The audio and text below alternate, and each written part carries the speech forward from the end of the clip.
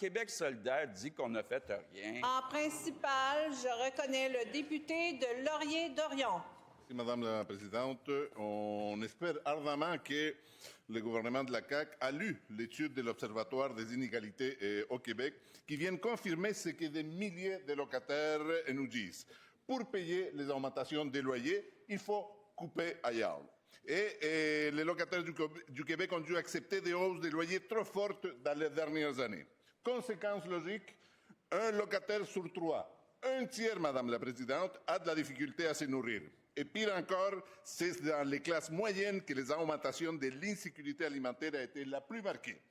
Les manques de volonté du gouvernement caquiste pour contrer l'explosion des loyers, y compris, placent les locataires devant un choix cruel.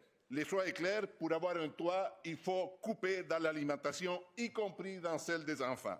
La question est simple. Est-ce que le gouvernement est conscient que ces politiques favorisent les hausses des loyers, en augmentant ainsi l'insécurité alimentaire, y compris chez les ménages? La réponse de la ministre responsable de l'Habitation. Merci, Madame la Présidente. Soutenir les ménages dans le besoin, c'est une responsabilité gouvernementale qui est prise au sérieux. Ma collègue, qui est présidente du Conseil du Trésor, a établi lors de son mandat une stratégie, une première stratégie qui continue de se déployer. Madame la Présidente, je suis désolée de l'admettre, mais c'est déjà près de 12 000 logements sociaux et abordables qui ont été construits au Québec avec la collaboration de notre mandataire, la Société d'habitation du Québec. C'est tout près d'un autre 20 000 qu'on est prêt à construire et à annoncer. J'ai récemment rencontré le maire de Québec, M. Marchand, qui m'expliquait que grâce aux nouveaux programmes qui sont là, avec l'aide du privé, avec des fonds, l'aide, entre autres, avec Desjardins, la Ville de Québec a enregistré une hausse fulgurante de logements abordables pour la Ville de Québec. Pas plus tard que cette semaine, j'ai également rencontré le maire de Laval qui me disait que des super pouvoirs à travers le PL 31 ont permis, entre autres, à la Ville de Laval de monter davantage de logements abordables et sociaux. J'aurai l'occasion de rencontrer la mairesse de Sherbrooke cet après-midi, Madame la Présidente, sur le même sujet. En complémentaire.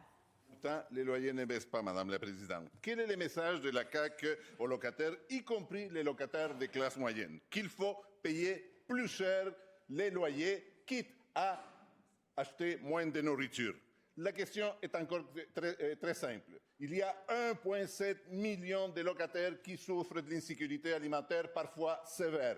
Et ça découle directement des politiques qui favorisent les hausses des loyers favorisées par la CAQ. Que vont-ils faire pour contrôler... La réponse de la ministre. Madame la Présidente, au fil des ans, ma collègue a mis des outils en place qui, franchement, font des démonstrations éloquentes.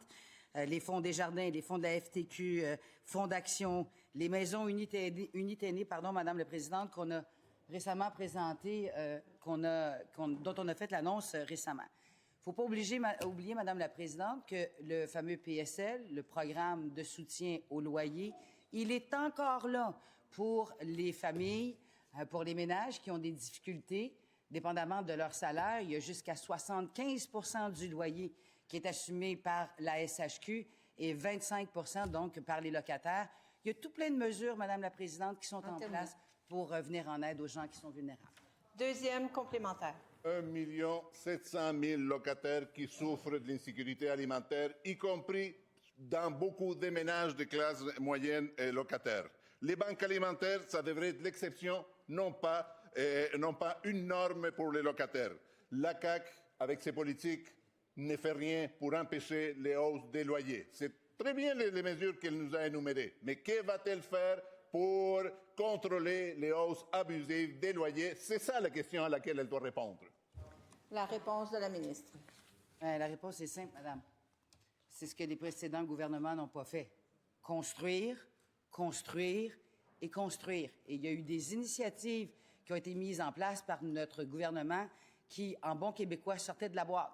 Les fonds fiscalisés, les entrepreneurs privés qui ont levé la main, entre autres récemment à Montréal, on les a vus qui disent, nous sommes prêts à aider pour les personnes à revenus un peu plus faibles de construire partout sur l'ensemble du territoire québécois.